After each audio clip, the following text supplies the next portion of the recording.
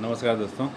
आ, ये बिहार इकोनॉमिक्स सर्वे सीरीज़ का पार्ट 2 का वीडियो है और 67th पीटी के लिए बहुत ही ज़्यादा इम्पोर्टेंट है। अभी वीडियो का मैं चूँकि बाहर ट्रैवल कर रहा हूँ इसलिए वीडियो का बैकग्राउंड आपको उतना अच्छा नहीं आएगा और रिकॉर्ड भी मैं फ़ोन से ही कर रहा हूँ, तो please beer with me. Start करते हैं। ये हमारा चैप्टर 1 है और ये जो इकोनॉमिक सर्वे जो इस साल का है, जो बिहार गवर्नमेंट का आया है, ये उसका है, समरी है। और ये समरी मेरे नोट्स का समरी है जो मैंने खुद से बनाया हुआ था। ये बिहार इकोनॉमिक सर्वे 2020-2021 का है। चैप्टर 1 पे आते हैं और इस चैप्टर 1 है बिहार इकोनॉमी एंड ओवरव्यू। ठीक है, इसमें अगर हम एब्स्ट्रैक्ट में देखें तो एब्स्ट्रैक्ट में ये कहता है कि बिहार 2019-20 में बिहार का जीएसडीपी ग्रोथ 10.5% रहा, जबकि इंडिया का जीडीपी ग्रोथ 4.2% रहा। यहाँ पे बिहार के संदर्भ में जीएसडीपी बोलते हैं, ग्रॉस स्टेट डोमेस्टिक प्रोडक्ट, और इंडिया के संदर्भ में जीडीपी बोलते हैं। तो इंडिया का 4.2% और बिहार का 10.5%। ठीक है, बिहार और इंडिया का अगर हम लास्ट डिकेड का अगर हम जीएसडीपी और जीडीपी ग्रोथ को अगर देखते हैं तो ऑलमोस्ट वो सेम रहा है।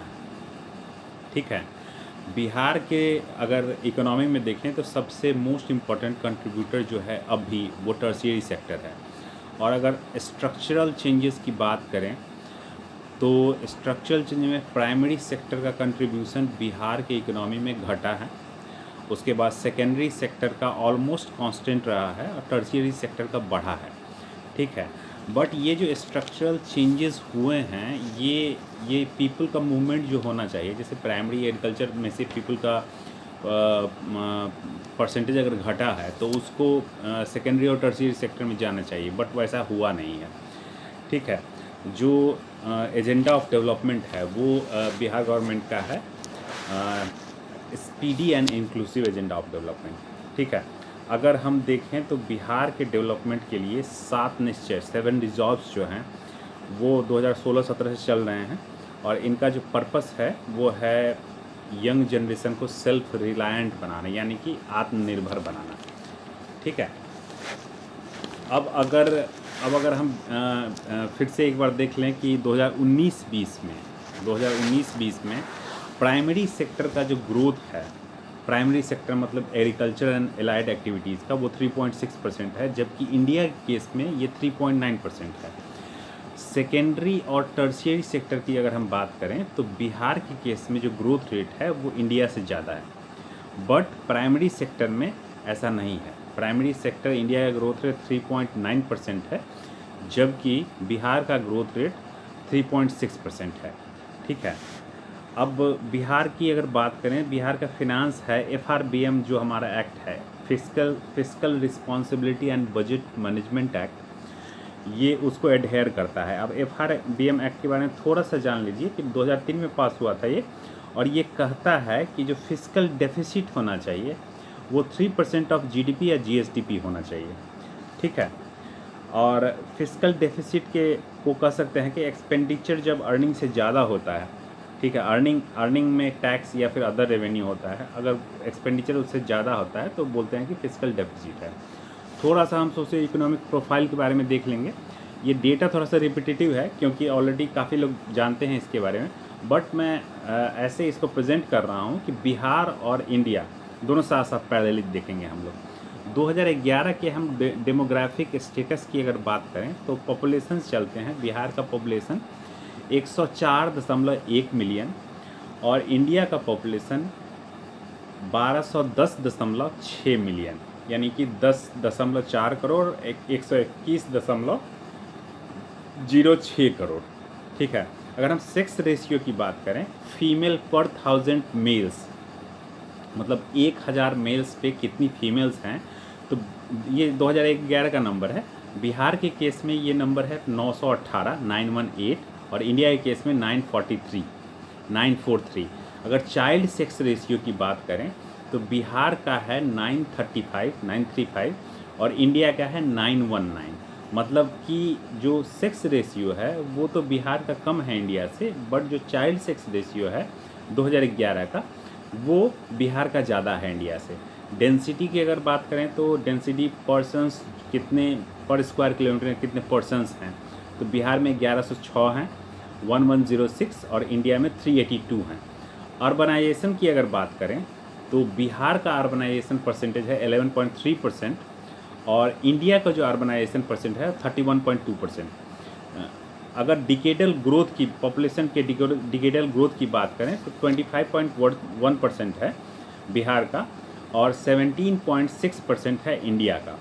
थोड़ा सा एडमिनिस्ट्रेटिव स्ट्रक्चर के बारे में देख लेते हैं इंडिया और बिहार को कंपेयर करके। तो नंबर ऑफ़ डिस्ट्रिक्ट्स की अगर बात करें तो बिहार में 38 ज़िले हैं 38, और इंडिया में टोटल 640 ज़िले हैं 640। अगर सीडी ब्लॉक्स की बात करें, सीडी ब्लॉक्स प्रखंड जिसको बोलते हैं, कम्युनिटी डेवलपमेंट ब्लॉक्स इनका फुल फॉर्म होता है, ठीक है। तो बिहार में ये 534 हैं और इंडिया में 5924 5924 हैं, ठीक है। नंबर ऑफ़ टाउन्स की अगर बात करें तो बिहार में स्टैच्यूटरी टाउन्स, वैधानिक जो टाउन्स हैं वो 199 हैं, और इंडिया में 7935 7935, ठीक है। नंबर ऑफ़ विलेजेस छोड़ दीजिए, बिहार में पैक्स की संख्या, प्राइमरी एग्रीकल्चरल कोऑपरेटिव सोसाइटीज़ जो हैं उनकी संख्या 8463 है 8463, ठीक है। और सब डिवीजन्स की संख्या बिहार में 101 है। अब ये वीडियो को अगर आप इसके डेटा को नोट करते जाएंगे तो मुझे उम्मीद है आपको बिहार इकोनॉमिक सर्वे फिर से पढ़ने की ज़रूरत नहीं पड़ेगी, एटलीस्ट पीटी के लिए, ठीक है।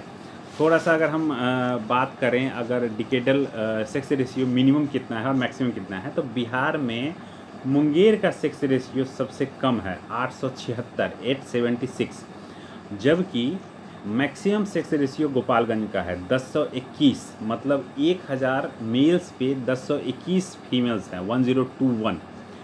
पॉवर्टी रेशियो की बात कर लेते हैं। पॉवर्टी रेशियो 2011-12 और 2004-5 दोनों के नंबर्स मैं बता दे रहा हूँ, और ये मैं बता देता हूँ बिहार और इंडिया दोनों के रिस्पेक्ट में, ठीक है। आप लोग चाहें तो नोट कर सकते हैं। ओवरऑल अगर पॉवर्टी रेशियो देखें 2004-5 में तो बिहार में 54.4% था 54.4%, जबकि ये 2011-12 में 33.7% था। ओवरऑल ही याद रखिए, रूरल अर्बन में कितना ब्रेकअप में फिर मुश्किल हो जाता है ज़्यादा नंबर्स याद करना। इंडिया की अगर हम बात करें तो 2004-5 में इंडिया का जो पॉवर्टी रेशियो था, कितने परसेंट लोग गरीबी रेखा से नीचे फॉल करते थे, वो इंडिया का था 37.2%, 37.2%, जबकि 2011 में इंडिया का ये नंबर हो गया था 21.9%। तो इसको अगर थोड़ा सा कंपेयर कीजिएगा तो बिहार और इंडिया को अगर 2004 और 2005 में 2004-5 और 2011-12 में 2004-5 और 2011-12 में अगर कंपेयर कीजिएगा तो जो डिक्लाइन इन पॉवर्टी रेशियो, गरीबी रेखा से जो नीचे लोग हैं उनकी जो कमी देखी गई है बिहार में वो ज़्यादा है कंपेयर टू इंडिया, ठीक है। थोड़ा सा हम बिहार का इकोनॉमी के ग्रोथ के बारे में बात कर लेते हैं। बिहार का जो इकोनॉमी है GSDP है, ये डेटा इकोनॉमिक सर्वे में कोट किया हुआ है और सेंट्रल स्टैटिस्टिकल ऑर्गेनाइजेशन का डेटा दिया हुआ है। करेंट प्राइसेस पे, मतलब कि वर्तमान मूल्य पे बिहार का GSDP है 6,11,804 करोड़ रुपए, और इसी को अगर कांस्टेंट प्राइसेस पे देखें 2011-12 का जो हम बेस लेते हैं, बेस ईयर 2011-12, उस पे अगर देखें तो बिहार का GSDP है 4,14,977 करोड़ रुपए, ठीक है। यही अगर नेट स्टेट डोमेस्टिक प्रोडक्ट की बात करें 2019-20 में, तो करेंट प्राइसेस पे जो नेट डोमेस्टिक प्रोडक्ट है स्टेट का, वो है 5,62,710 करोड़ रुपए, और यही कांस्टेंट प्राइसेस जो कि जिसका कि बेस ईयर है 2011-12, ये 3,77,276 करोड़ रुपए। अब चलते हैं पर कैपिटा जीएसडीपी, जो कि 2019-20 का नंबर है। तो ये बिहार का पर कैपिटा जीएसडीपी है 50,735 रुपये। देश में सबसे ज़्यादा पर कैपिटा जीएसडीपी हरियाणा का है, मैक्सिमम पूरे इंडिया में, जो कि 1.8 लाख रुपए है। ठीक है, जीएसडीपी के ग्रोथ के बारे में हम ऑलरेडी बात कर चुके हैं। ठीक है, अगर हम थोड़ा सा एनएसडीपी की बात कर लें, 19 में नेट स्टेट डोमेस्टिक प्रोडक्ट की बात कर लें, जो पर कैपिटा एनएसडीपी है वो बिहार का है 31,287 रुपये, 31,287, और हरियाणा का है 1,80,026 रुपये। ये सबसे ज़्यादा है।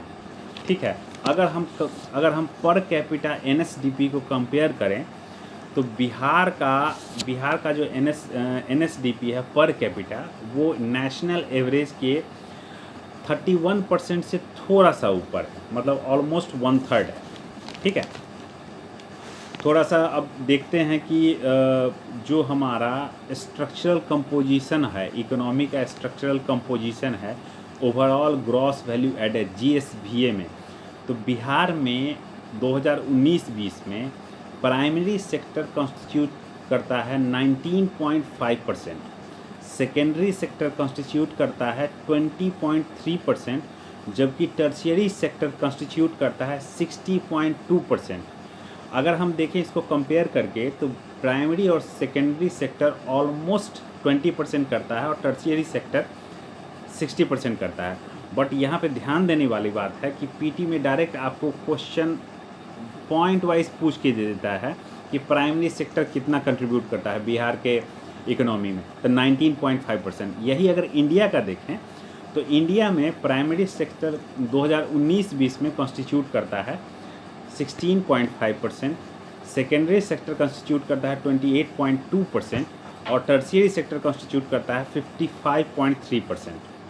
ठीक है, इन्फ्लेशन रेट वगैरह है डेटा दिया हुआ, बट ज़्यादा याद रखने की ज़रूरत नहीं है। थोड़ा सा एक डेटा है जो कोविड का इम्पैक्ट बिहार के इकोनॉमी में क्या हुआ, तो यहाँ पे ध्यान दीजिएगा कि एग्जैक्ट नंबर कुछ नहीं दिया हुआ है इकोनॉमिक सर्वे में। ठीक है, थोड़ा सा इन्होंने डिवाइड कर दिया है और इसको आप मेंस के आंसर राइटिंग में इसको यूज़ कर सकते हैं। अब डिवाइड क्या किया है, पहले तो ये बताया है कि जो प्रोडक्शन में लॉकडाउन के कारण प्रोडक्शन में रिडक्शन हुआ है, मतलब कि कम प्रोडक्शन हो पाया है, और डिमांड में भी रिडक्शन हुआ है। अगर हम थोड़ा सा डिवाइड कर लें कि जो भी इकोनॉमी के सेक्टर्स हैं उस पर कोविड का इम्पैक्ट क्या हुआ है, तो एक लो इम्पैक्ट सेक्टर्स को देख लें जिसमें कि लगभग 10% डिक्रीज़ हुआ है। तो लो इम्पैक्ट सेक्टर्स हैं, क्रॉप्स हैं, लाइव स्टॉक हैं, फॉरेस्ट्री है, पब्लिक एडमिनिस्ट्रेशन है। मीडियम इम्पैक्ट सेक्टर मतलब जिसमें कि मध्यम फ़र्क पड़ा है वो है लगभग 20% कह रहा हूँ, तो ये fish and aquaculture, trade and repair services और water transport. High impact sector अगर देखें तो माइनिंग एंड क्वेरिंग, जिसमें कि हाई इम्पैक्ट का मतलब कि 25% से ज़्यादा इसमें लॉस हुआ है। होटल एंड रेस्टोरेंट या फिर रोड एयर ट्रांसपोर्ट। ये हमारा फर्स्ट चैप्टर का थोड़ा सा समरी था और मुझे जो इम्पोर्टेंट डेटा लगा वो मैंने बता दिया है। मुझे पता है ये डेटा इंटेंसिव था, थोड़ा सा बोरिंग होगा, बट बेयर कीजिए, आपको इंटरटेनमेंट के लिए बहुत सारे वीडियोस मिलेंगे, बट जो आपकी ज़रूरत है वो मैं कोशिश कर रहा हूँ आपको इन वीडियोस में दूँ। आगे के चैप्टर्स हम नेक्स्ट वीडियोस में देखेंगे। वीडियो देखने के लिए बहुत बहुत धन्यवाद। अगर आपका कोई फीडबैक हो वीडियो कैसे इम्प्रूव करें तो कमेंट में ज़रूर डालिए, बाकी कुछ करने की ज़रूरत नहीं है। धन्यवाद, थैंक यू।